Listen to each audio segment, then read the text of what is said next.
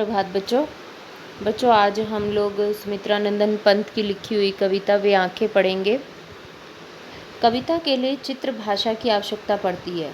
उसके शब्द सस्वर होने चाहिए, जो बोलते हों, सेब की तरह, जिनके रस की मधुर लालिमा भीतर न समा सकने के कारण बाहर झलक पड़े। पल्लव की भूमिका। सुमित्रा नंदन पंत, मूल नाम गोसाई दत्त, जन्म सन 1900, कोसानी, जिला अल्मोड़ा, उत्तरांचल। प्रमुख रचनाएं वीणा, ग्रंथि, पल्लव, गुंजन, युगवाणी, ग्राम्या, चिदंबरा, उत्तरा, स्वर्ण किरण, कला और बूढ़ा, चांद, लोकायतन आदि। सम्मान: भारतीय ज्ञानपीठ पुरस्कार, साहित्य अकादमी पुरस्कार, सोवियत लैंड नेहरू पुरस्कार, पद्म भूषण। मृत्यु सन 1977। छायावाद के महत्वपूर्ण स्तंभ सुमित्रा नंदन पंत प्रकृति के चितेरे कवि हैं। हिंदी कविता में प्रकृति को पहली बार प्रमुख विषय बनाने का काम पंत ने ही किया।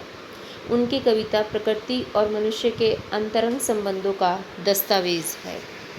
बच्चों, सुमित्रा नंदन पंत जो हैं वो प्रकृति के सुकुमार कवि माने जाते हैं। और हिंदी साहित्य में जो छायावाद एक काल आया जिसको छायावाद कहते थे, ये इसमें रहस्यवादी भावनाएं थे, स्थूल से सूक्ष्म की ओर, यानी ईश्वर के प्रति कवियों ने अपनी भावनाएं अभिव्यक्त की थी और वो रहस्यवादी तरीके से अभिव्यक्त की थी। तो ये एक जो छायावाद का जो समय था उसके प्रमुख स्तंभ 4 स्तंभ थे। सुमित्रा नंदन पंत, जयशंकर प्रसाद, सूर्यकांत त्रिपाठी निराला और महादेवी वर्मा। इन चारों में से ये एक प्रमुख थे। और क्योंकि इन्होंने उत्तरांचल से थे, अल्मोड़ा से थे, प्रकृति की गोद में ही इनका जन्म हुआ, वहीं इनका पालन पोषण हुआ, शुरू से प्रकृति के साथ रहे, तो इन्होंने प्राकृतिक सौंदर्य के ऊपर बहुत कुछ लिखा।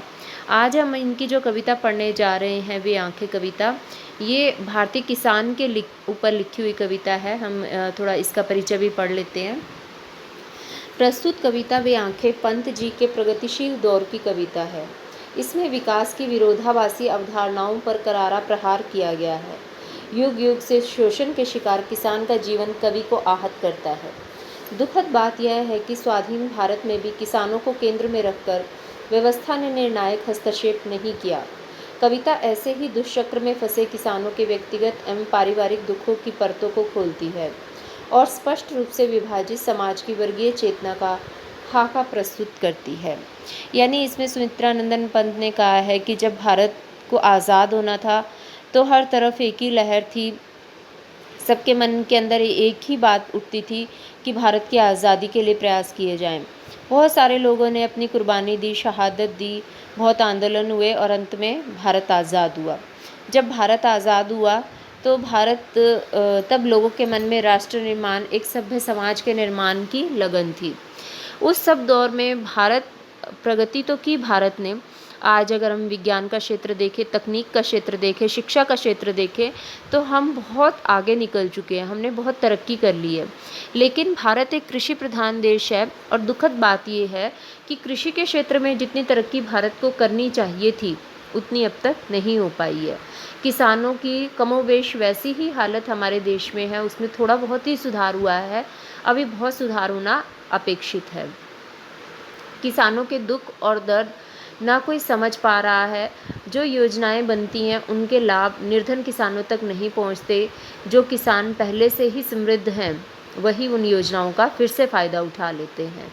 तो इस तरह से भारतीय किसान आत्महत्याएं करने के लिए मजबूर हो गया है। बच्चों, आज भी हम देखते हैं अलग अलग जगह पर किसान प्रदर्शन कर रहे हैं, आंदोलन कर रहे हैं, सरकार तक अपनी बात पहुंचाने की कोशिश कर रहे हैं। लेकिन क्या वाकई में प्रशासन, सरकार उनकी दुख को, उनकी तकलीफ़ों को समझ रहा है? उनकी तरफ कब ध्यान आकर्षित होगा? उनकी तरफ कब राहत का कदम उठाया जाएगा?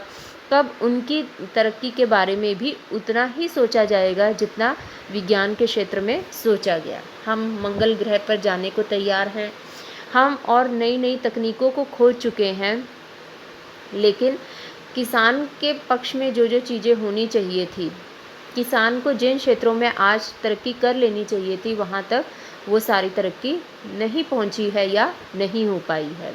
तो ये एक दुखद स्थिति है। सुमित्रा नंदन पंत ने तो ये कविता बहुत साल पहले लिखी थी, लेकिन अगर हम आज के दिन की भी बात करते हैं तो हम देखते हैं आज भी भारतीय किसान सड़कों पर अपनी बात मनवाने के लिए बैठा हुआ है, धरने दे रहा है, भूख हड़ताल कर रहा है। और आत्महत्याएं हमारे देश में इतने किसानों ने की है जिसकी गिनती करना भी संभव नहीं है। तो इसी विषय पर लिखी हुई ये कविता वे आँखें। अंधकार की गुहा सरीखी उन आँखों से डरता है मन। कवि कह रहे हैं कि जिस तरह से अंधेरे की गुफाओं में, गुफा यानी गुफा, सरीखी यानी समान, जिस तरह से हम अंधेरी गुफाओं में जाने से डरते हैं, बिल्कुल ऐसे ही मेरा मन उन आँखों से डरता है। यहाँ पर किसान की आँखों की बात कर रहे हैं। वो कहते हैं मैं किसान की आँखों में नहीं देख पाता हूँ। क्यों नहीं देख पाते हैं? भरा दूर तक उनमें दारुण दैन्य दुख का नीरव रोदन, क्योंकि उसकी आंखों में दूर तक, बहुत दूर तक मुझे दारुण यानी भयंकर, दैन्य दुख का नीरव रोदन, दैन्य यानी दीनता, गरीबी के दुख का नीरव यानी बिना आवाज़ का, रोदन यानी रोना। एक तो होता है कि हम आवाज़ निकाल कर रोते हैं, हमारे रोना जब हम रो रहे होते हैं तो सबको सुनाई देता है, और एक रोना वो होता है कि हम भीतर ही भीतर टूटते रहते हैं, बिखरते रहते हैं, रोते रहते हैं और किसी को पता भी नहीं चलता, लेकिन हमारी आंखें सब कुछ हमारे दिल के हालात को बयान कर रही होती हैं। तो यहाँ पर कवि कह रहे हैं कि मैं जैसे अंधेरी गुफाओं में हम जाने से डरते हैं, उसी तरह से मैं किसान की आंखों में देखने से डरता हूँ, क्योंकि उसकी आंखों में दूर तक भयंकर गरीबी का दर्द और उसका नीरव रोदन यानी बिना आवाज़ का रोना मुझे दिखाई देता है। वह स्वाधीन किसान रहा अभिमान भरा आंखों में इसका। वो किसान भी कभी स्वाधीन था, आज़ाद था, और उसकी आंखों में इस बात का अभिमान था, इस बात का उसके मन के अंदर आत्मविश्वास या स्वाभिमान या उस बात का दर्प उसकी आंखों में दिखाई देता था। छोड़ उसे मझधार आज संसार कगार सदृश वह खिसका, और उसको आज मझधार में ही छोड़कर आज सारा संसार तो आगे बहकर निकल गया, और वो कगार के सदृश, कगार के समान, किनारे की तरह वहीं का वहीं खड़ा रहा। यानी आज़ादी के बाद हम लोग तो तरक्की करते रहे और आगे बहते गए, चलते गए, लेकिन वो किनारे की तरह, नदी के किनारे की तरह वहीं का वहीं खड़ा रहा। लहलाते हुए खेत दृगों में हुआ बेदखल वह अब जिनसे, हंसती थी उसके जीवन की हरियाली जिनके त्रिन त्रिन से। उसकी आंखों के आगे आज भी वो खेत लहरा रहे हैं जिससे अब उसको बेदखल कर दिया गया है, और जिस खेतों के हरियाली से, जिस खेतों के त्रिन त्रिन यानी तिनके तिनके की हरियाली से उसके जीवन में खुशहाली थी, उसके जीवन में हंसी थी, खुशी थी। त्रिन त्रिन में पुनरुक्ति प्रकाश अलंकार। आँखों ही में घुमा करता वह उसकी आँखों का तारा, कारकुनों की लाठी से जो गया जवानी में ही मारा। उसकी किसान की आंखों के आगे आज भी उसकी आंखों का तारा घूमता रहता है। आंख का तारा यानी मुहावरा होना, अत्यधिक प्रिय होना। अत्यधिक प्रिय कौन है किसान को? किसान का बेटा। आज भी किसान की आंखों के आगे उसके बेटे की तस्वीर घूमती रहती है, जिसको कारकुनों ने लाठियों से पीट पीट कर मार दिया। कारकुन यानी जमींदार के लोग, जमींदार के कारिंदे। बिका दिया घर द्वार महाजन ने न ब्याज की कौड़ी छोड़ी। महाजन ने ब्याज का एक पैसा भी माफ़ नहीं किया, यानी किसान ने उस गांव के महाजन से कुछ रुपए उधार लिए थे और वो उधार चुका नहीं पा रहा था, क्योंकि गरीबी दिन बर दिन बढ़ती जा रही थी।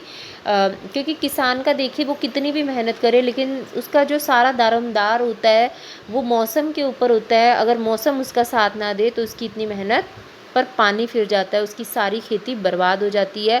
तो वो अगले साल बीज खरीदने के लिए भी उसके पास पैसे नहीं होते, तो महाजन के पैसे तो वो कैसे चुकाए। तो यहाँ पर वो इसी दुख को बयान करते हुए कह रहे हैं कि महाजन ने अपने ब्याज तक का पैसा माफ़ नहीं किया और उसको सूद समेत अपना पैसा वसूल करने के लिए उसने किसान का घर द्वार बिकवा दिया। रह रहे आँखों में चुभती वह कुर्क हुई बर्दों की जोड़ी। बर्द यानी बैल, कुर्क यानी नीलाम। और उसकी आंखों में आज भी उसके बैलों की जोड़ी चुभती है, उसके मन को टीस पहुंचती है, दर्द सालता है उसके मन में कि उसकी बैलों की जोड़ी को कैसे नीलाम कर दिया गया। क्योंकि किसान के लिए उसके बैल बहुत महत्वपूर्ण है, उनके बिना वो खेती करने की सोच भी नहीं सकता। उजरी उसके सिवा किसे कब पास दुहाने आने देती। उजरी यानी ये किसान की गाय का नाम है। वो कहते हैं कि उसकी जो गाय थी वो तो किसी और को अपने पास भी नहीं आने देती थी दुहाने के लिए, यानी दूध दुहने के लिए।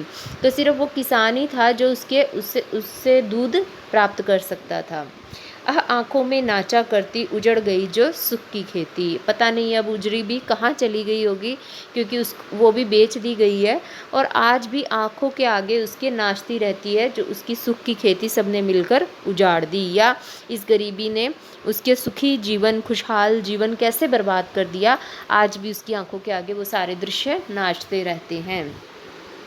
बिना दवा दर्पण के घरनी स्वर्ग चली आंखें आती भर। और बिना दवा दारू के उसकी घरनी यानी उसकी पत्नी स्वर्ग सिधार गई, यानी गरीबी यहाँ तक बढ़ गई कि उसकी पत्नी बीमार हुई और किसान से इतना भी नहीं हो पाया कि वो उसकी दवा का इंतज़ाम कर सके, क्योंकि उसके पास पैसे नहीं थे डॉक्टर को दिखाने के, और उसकी पत्नी स्वर्ग सिधार गई।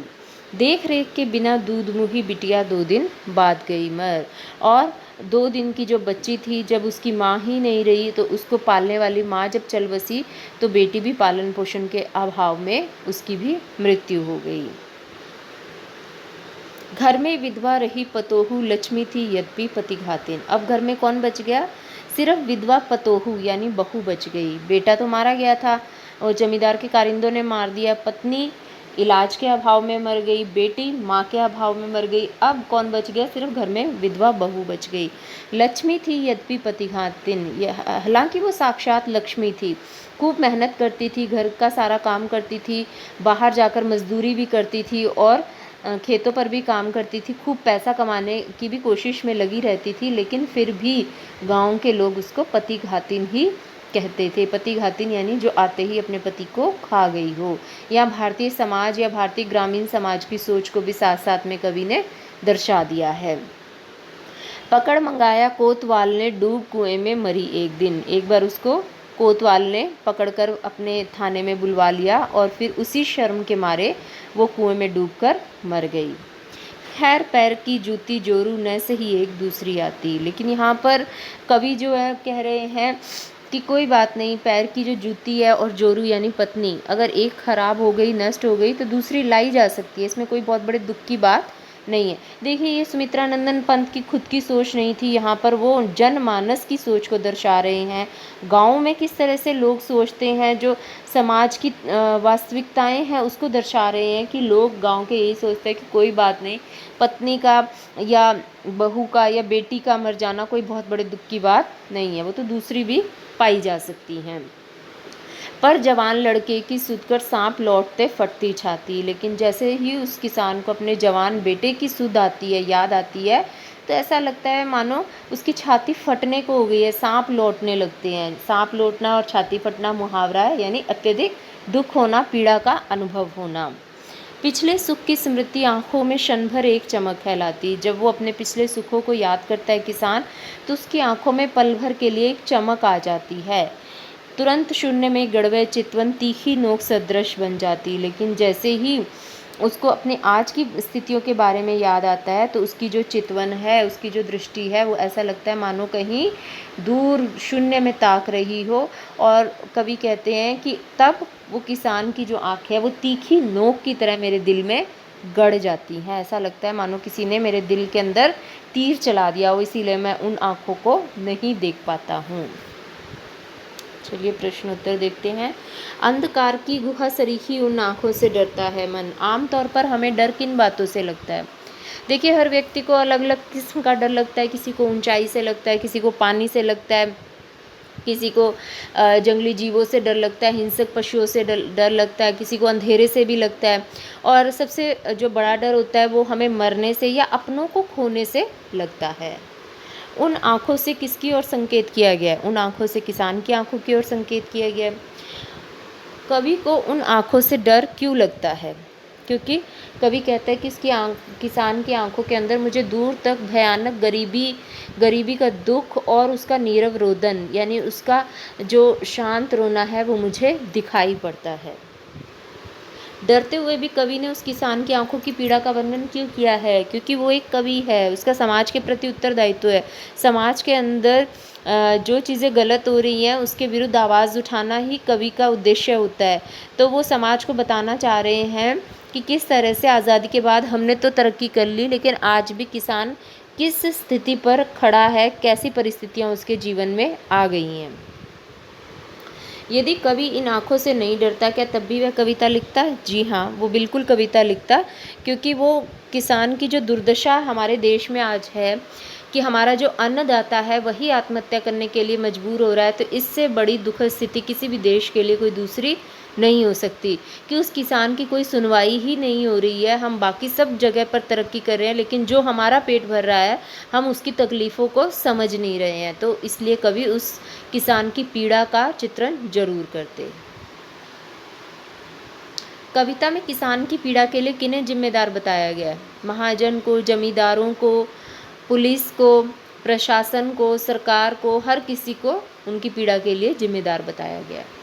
पिछले सुख की स्मृति आंखों में क्षण भर एक चमक कहलाती, इसमें किसान के किन पिछले सुखों की ओर संकेत किया गया है? एक समय ऐसा था जब किसान के पास खेत था, अपना घर था, बैलों की जोड़ी थी, गाय थी, उसकी पत्नी थी, बेटा, बहू सब थे।